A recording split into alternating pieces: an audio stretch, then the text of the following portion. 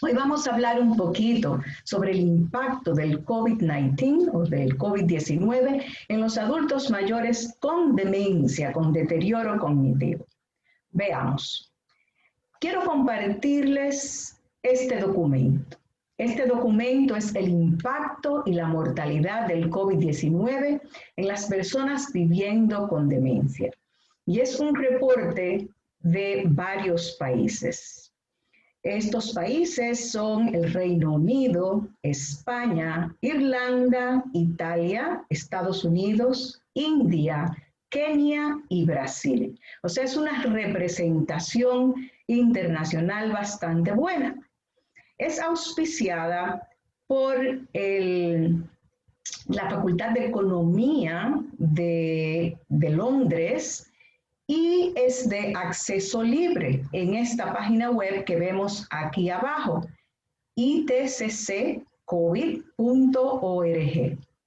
Este es un documento hermoso en el que es un documento vivo, un documento que fue últimamente revisado el 19 de agosto y se revisa cada 2 o 3 semanas.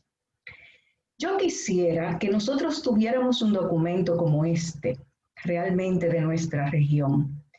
Y quisiera pedirle a esa casa que nos auspicia esta noche, a Baliarda, en nombre de Janice Álvarez, que nos provea un hogar, una página como esta, donde todos nosotros pudiéramos alimentarla en lo que pasa en nuestros países, las cosas nuevas que van saliendo, de manera que sea un documento de referencia para nuestra región.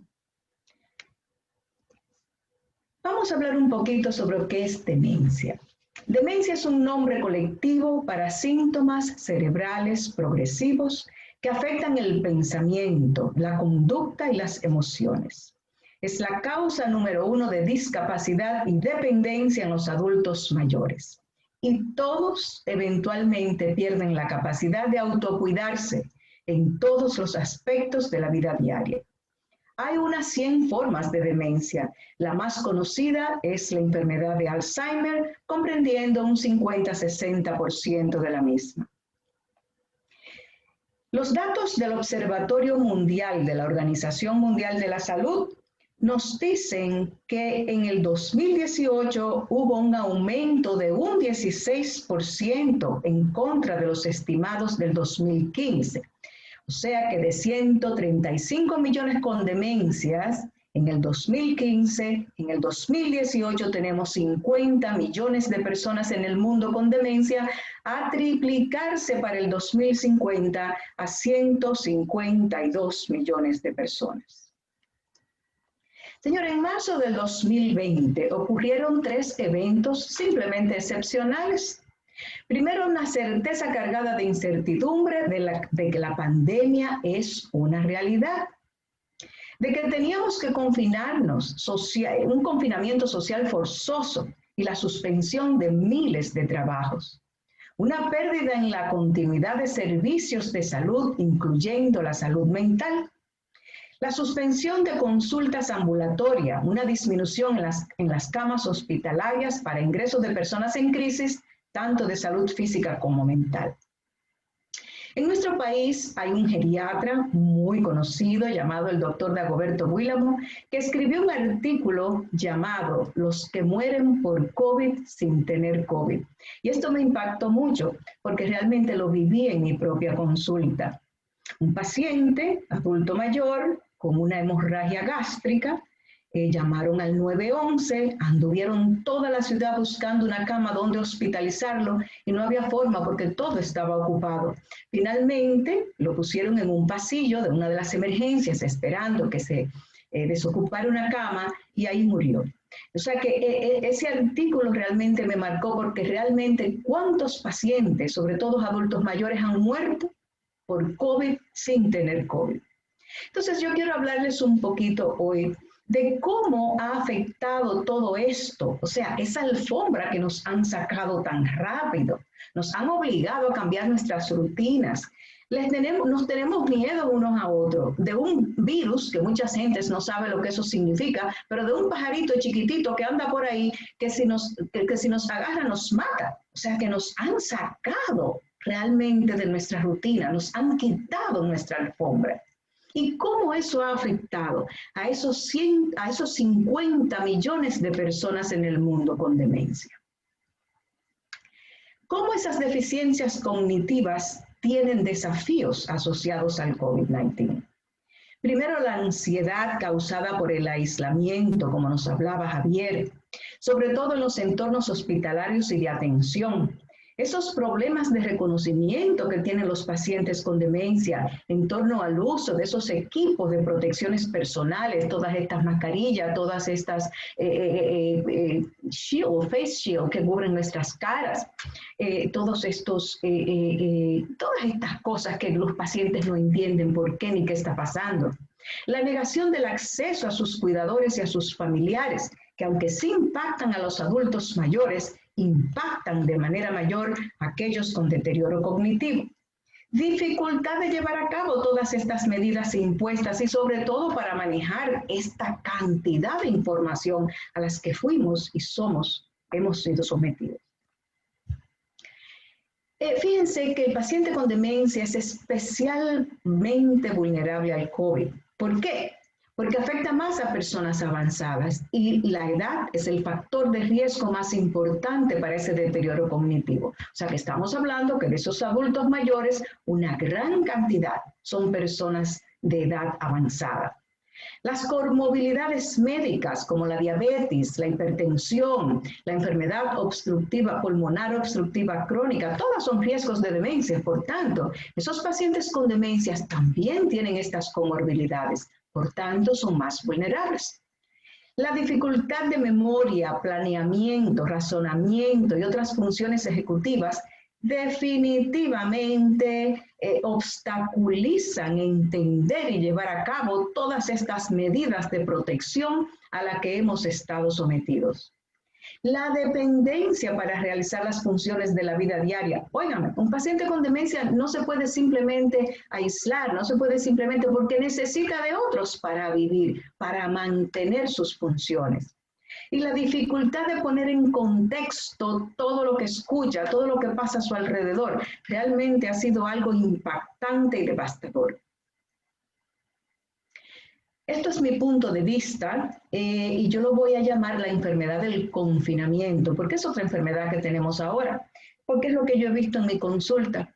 Estos pacientes se deprimen, pero sobre todo mucha ansiedad, confusión, desorientación, trastornos del sueño. Nunca he tenido más llamadas en mi vida, nunca he estado más ocupada. Sentimientos de ser abandonados porque no ven sus gentes, las gentes que acostumbran a ver. Entonces se apegan más al que está alrededor y esto produce una sobrecarga mayor en el entorno familiar.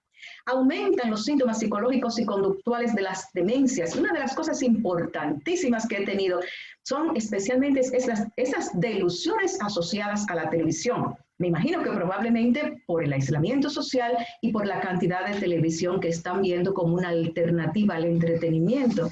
Por ejemplo, es muy común yo ver hijos que llegan a mi consultorio desconcertados. Doctora, mi mamá estaba hablando con María Cela Álvarez en la televisión. María Cela Álvarez es una de nuestras, una persona muy conocida aquí con un programa que lo oyen mucho estas personas.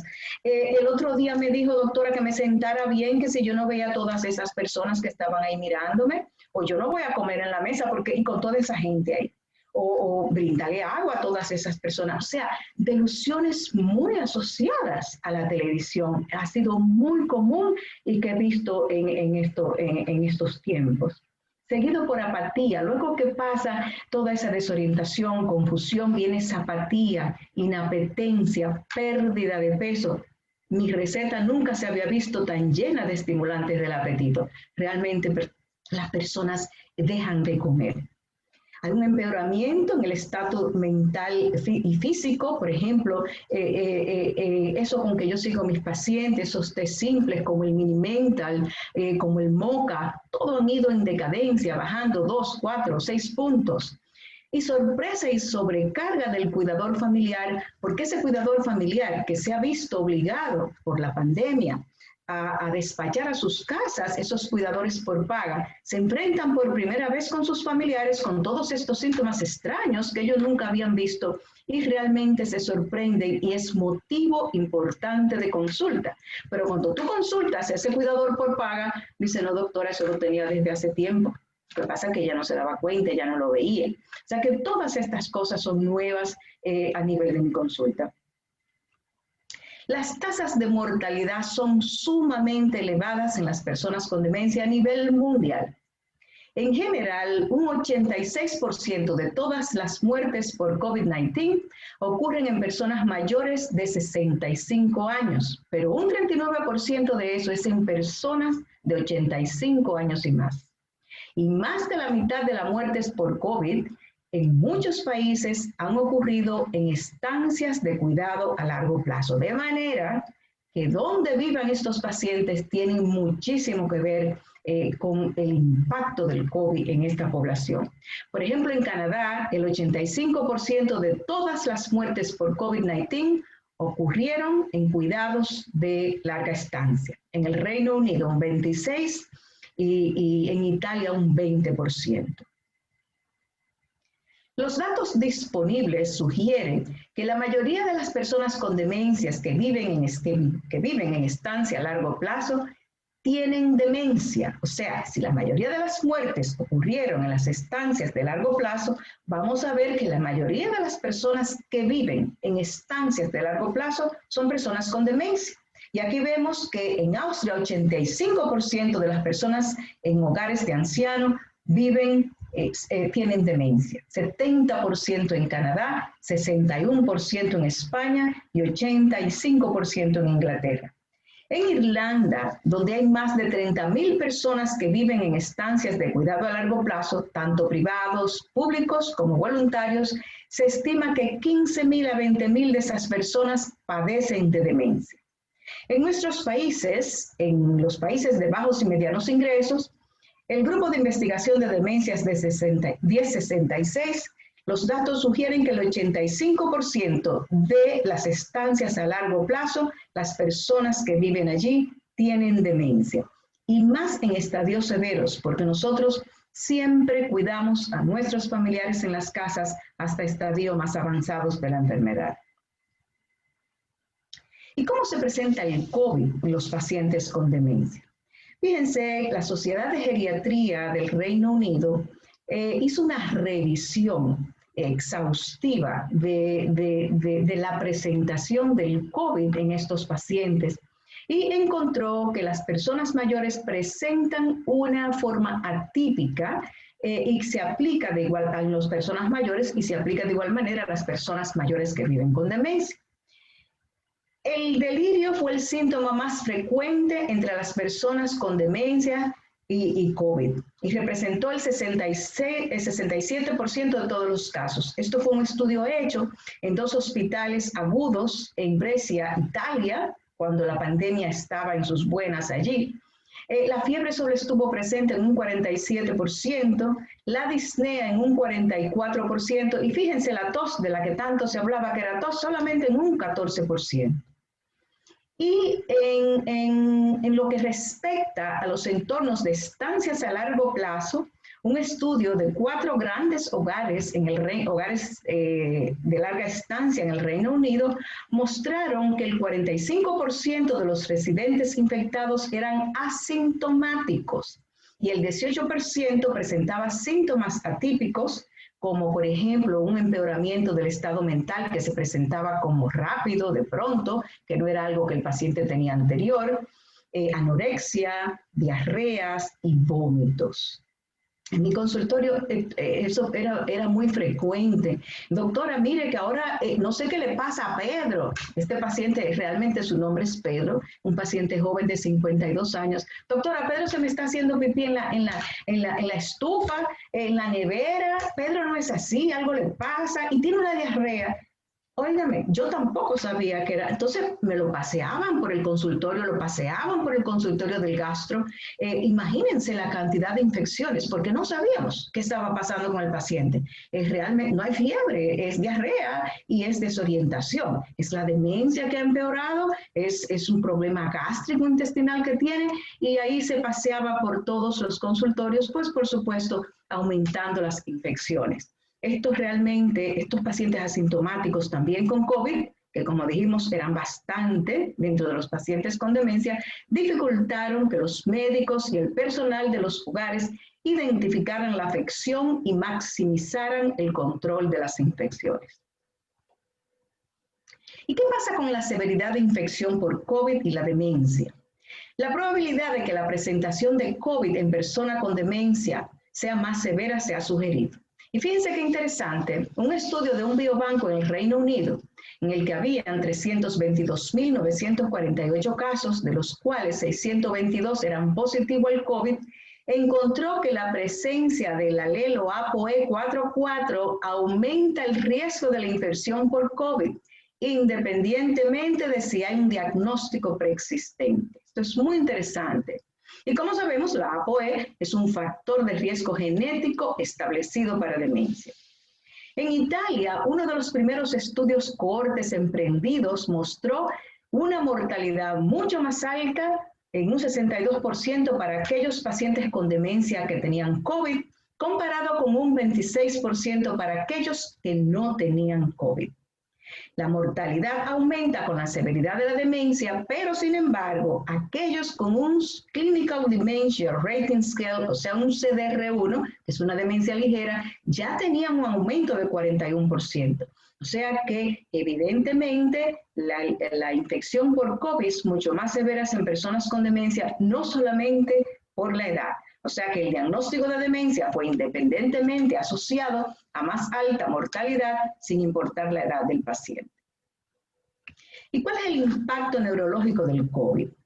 La evidencia emergente sugiere que las infecciones por COVID-19 a menudo afectan el cerebro produciendo síntomas neurológicos y un mayor riesgo de accidentes cerebrovasculares. En general, los síntomas neurológicos más comunes son la pérdida del sentido del olfato y del gusto y el dolor de cabeza. En una serie retrospectiva de 214 pacientes con COVID en Wuhan, China, se notaron síntomas neurológicos en el 36% de los pacientes con infección leve y en el 45% de los pacientes con infección grave, pero los síntomas fueron inespecíficos, por ejemplo, dolor de cabeza, dolores musculares, etc. Un análisis retrospectivo de los datos de 107 italianos hospitalizados por COVID que se sometieron a resonancia magnética o tomografía computarizada, esto es muy importante, encontró que el principal sello neurológico eran los infartos isquémicos agudos en un 31%. Esta puede ser una de las razones por las que las personas con demencia que han tenido COVID-19 se deterioren aún más, y que las personas, sin demencia podrían tener un mayor riesgo de desarrollar una demencia futura. Se está debatiendo realmente el papel potencial de que el COVID pueda desencadenar neurodegeneración. Y esto sería grave, señores, porque ya antes del COVID se consideraba la neurodegeneración uno de los retos sociales más grandes del mundo, comparado con la energía, el cambio climático y la alimentación. Si el COVID nos deja esta estela de neurodegeneración, los sistemas de cuidados de salud y social van a estar todavía mucho más comprometidos. ¿Y cómo impacta el COVID en las estancias a largo plazo? Primero, las medidas implementadas para el control de las infecciones requieren de un aprendizaje que el paciente con demencia no lo puede hacer. Y no solamente un aprendizaje para una persona, sino un aprendizaje para grupos de personas, lo que puede contribuir al deterioro cognitivo y a los síntomas. La provisión de cuidado usando equipos de protección, Usted puede cuidar a su enfermo con demencia en su casa sin equipo de protección, pero si es un hogar de ancianos, usted tiene que proveerse del equipo de protección, lo que trae mucho más problemas. Y la escasez de ese equipo de protección, sobre todo al comienzo de la pandemia. En los cuidados a largo plazo también, si un personal es asintomático y, por ejemplo, en Irlanda y en muchos otros países, que esos personales no solamente trabajan, ese personal no solamente trabaja en un sitio, sino que va a diferentes sitios, puede contaminar a otros, no solamente en los hogares o en los sitios que trabaja, sino en sus propias casas. Y esto también posa, si ese equipo de ese personal se enferma y tiene que retirarse, esto va a implicar en ese cuidado a largo plazo, en esa estancia, una escasez de personal. Y eso va a ejercer o ha ejercido adicional presión en los miembros del personal que quedan, amenazando esto la calidad de la atención y la seguridad de los residentes. Por ejemplo, fueron muchos los casos que murieron de deshidratación y de shock hipovolémico por la falta de personal alimentando y dándole líquidos a estos pacientes. Ustedes saben que darle líquidos a un paciente con demencia, alimentarlos, realmente es un reto. Y esto en muchas estancias a largo plazo representó un peligro mucho mayor que el virus mismo. También en el confinamiento a largo plazo, la provisión de visitantes, familiares cercanos, incluyendo cónyuges, esposos, hijos, la no comprensión de estos pacientes con la inhabilidad de usar un celular o de un personal que los pudiera asistir para usar un celular y comunicarse con sus pacientes, la muerte de otros residentes, conllevan a sentimientos de abandono, a cambios de humor y de comportamiento. Y esto aumentó de manera importante el uso de benzodiazepinas y de antipsicóticos en esas estancias a largo plazo, que también contribuyó a muerte. También en las estancias a largo plazo, otro de los retos era la falta de movilización por la falta de personal. Estos pacientes eran requeridos permanecer en sus habitaciones. Esto llevó a pérdida de masa muscular, pérdida de movilidad y encamamiento, que ustedes saben que es una de las cosas que tememos en estos pacientes. En Italia, en tiempo de crisis, hubo una encuesta a las estancias de cuidados a largo plazo y los principales problemas reportados fueron los siguientes. 77.2% dijeron que era la falta de equipos de protección personal, 52% la dificultad para hacerse la prueba, el 20% mencionó que las directrices que tenían eran muy débiles para limitar la propagación del virus y que no estaban suficientemente entrenados, que solamente aproximadamente la mitad del personal recibió una capacitación apropiada. El 33% reportó falta de trabajadores de atención, falta de fuerza laboral. Un 26% dificultad para aislar a los pacientes que daban positivo. Fíjense esto. El 48.1% de los hogares de ancianos contaron con instalaciones para separar un caso positivo o sospechoso en una habitación separada. Y el 30% agrupó a los confirmados sospechosos y a los confirmados y a los sospechosos en una sola habitación porque no tenían cómo separarlos. O sea que esto posó un tremendo problema y fíjense cómo esto desnudó los sistemas de salud, no solamente los nuestros, sino los de los países ricos. No estamos preparados, estamos muy mal preparados para presentar o para darle respuesta a epidemias como esta. El 21% declaró que tener menos de un miembro del personal, tener por lo menos un miembro del personal positivo al COVID. Y en la comunidad, ¿ok? Estábamos hablando de cómo el COVID impacta en los servicios a largo plazo y en la comunidad. En nuestros países, en nosotros, el 95% de las personas con demencia viven en sus hogares cuidados por sus familiares. Evidencias emergentes confirman que la hipótesis de que la interrupción de una rutina establecida, la reducción de interacción social, ejercicios y actividades significativas en las personas con demencia conllevan a desorientación, confusión y aumento de los síntomas psicológicos y conductuales, aumentando la sobrecarga en familiares y cuidadores. El cierre de los cuidados diurnos para nosotros ha representado un tremendo problema. Y el síndrome de la puesta de sol y el toque de queda.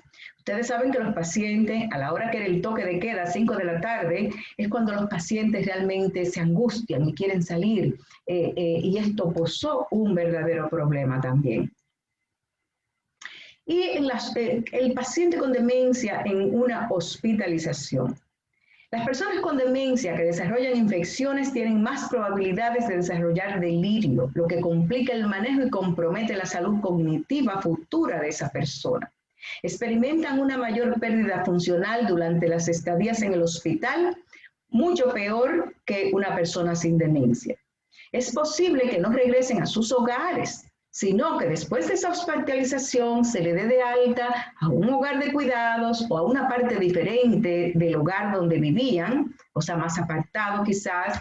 Algunos pueden mandarlo a un centro de cuarentena o a un centro de transición después de la hospitalización.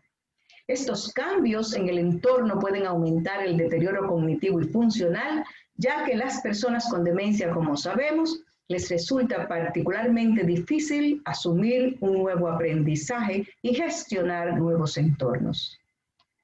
Y los derechos humanos de las personas con demencia. En muchos lugares, los derechos humanos básicos de las personas con demencia han sido comprometidos durante la pandemia. Estos derechos incluyen el acceso a las unidades de cuidados intensivos, ingresos en los hospitalarios, atención médica y cuidados paliativos. La controvertida prohibición de las visitas, incluyendo cónyuges y cuidadores a esos ancianos en todo el mundo, ha mantenido a las personas con demencia separadas de lazos afectivos esenciales y de la provisión de cuidados familiares durante mucho tiempo. Esto ha abierto una necesidad apremiante y también una oportunidad para que se busquen nuevas formas de proporcionar servicios como permitir visitas a residentes y atención médica. Se necesitan directrices urgentes y herramientas para ayudar a esos profesionales a responder mejor a las necesidades de las personas con demencia durante la pandemia. El confinamiento, el aislamiento social y muchos de los desafíos provocados para la pandemia son perjudiciales para los síntomas cognitivos y la salud mental de las personas con demencia en todo el mundo, tanto en los que viven en la comunidad como los que viven en residencias. Paola Barbarino, directora ejecutiva de la Asociación Mundial de Alzheimer, nos dice: de manera alarmante han habido incidentes de clasificación de pacientes con COVID-19 en función de su edad o condición de salud, sin acceso a pautas transparentes para la toma de decisiones, que ha dejado a las comunidades de ancianos y especialmente a los que padecen con demencia en riesgo de que se les niegue tratamiento. ¿Tendrá todo esto consecuencia en la prevalencia de la pandemia, en la prevalencia de la demencia? Veamos. Antes de la pandemia, el doctor Martin Prince hizo una revisión de 9 estudios de prevalencia y los hallazgos fueron inconsistentes con esa reducción. Ustedes saben que se habla de una reducción de la prevalencia de demencia por la reducción o el control de los síntomas cardiovasculares de demencia. Aquí encontramos que en 3 estudios hubo una reducción, en 4 de ellos la prevalencia permaneció estable, pero en 2 de ellos la prevalencia aumentó. En cuanto a la incidencia, fue más consistente con reducción. 5 estudios mostraron reducción de la incidencia, o sea, de casos nuevos de demencia, y 3 fueron estables. En cuanto a la mortalidad, 4 estudios, aunque fueron muy pocos, los hallazgos también fueron inconsistentes, con 2 de ellos estables. 1 indicó una reducción en la mortalidad porque al cuidar más, los pacientes con demencia tienen un mejor cuidado ahora, por tanto mueren menos, viven más, y eso aumenta también la prevalencia de demencia. Pero los hallazgos fueron inconsistentes. Entonces veamos, cuando hablamos de prevalencia tenemos que tener 2 conceptos epidemiológicos claves. Las personas en esta bañera son los casos prevalentes, los casos actuales. A la izquierda, en la flecha negra, tenemos los casos nuevos, los casos incidentes, Y a la derecha, en la flecha verde, vamos a tener que esa prevalencia va a depender de la duración, o sea, qué tanto vivan esas personas. En demencia no hay recuperación, por tanto el desenlace es la muerte. Entonces nos preguntamos, con todas estas muertes de personas con demencia, ¿habrá una reducción en la prevalencia de demencia? Pero tenemos que tener una cosa pendiente, y es que el denominador común es la población a riesgo, o sea, la población de personas mayores, es inexorable, eso no va a disminuir. Fíjense, estos son datos muy recientes del estudio de demencia GIE-66, todavía son datos muy preliminares, y vemos que la prevalencia realmente en el único país que ha mostrado un dejo de disminución es Cuba. Si vemos en la República Dominicana ha aumentado tanto en Perú como en México. Y esto lo vemos que es por el aumento en la educación en Cuba, el aumento en la educación, el control de la hipertensión que ha mejorado en este estudio comparado con el anterior. Y aunque en República Dominicana, como podemos ver aquí, la educación ha aumentado, pero la hipertensión continúa dando duro, y si se fijan, la diabetes, que es el otro gigante que viene por ahí junto a las demencias, la diabetes es un gigante, y está alto en todos los países que hemos estudiado. Pero sí vemos que con una alta educación, un mejor diagnóstico, la prevención y control de los factores de riesgo vasculares, la prevención de la demencia es posible. Esto solamente para recordarles que la comisión del Lancet en el reporte del 2020 aumentó o adicionó 3 factores de riesgos modificables ahora en julio del 2020 durante la conferencia de la Asociación de Alzheimer. Adicionó la contaminación ambiental, el consumo excesivo de alcohol y el trauma craneal como 3 factores de riesgos, adicionado a los 9 ya existentes que podemos ver aquí a nuestra izquierda.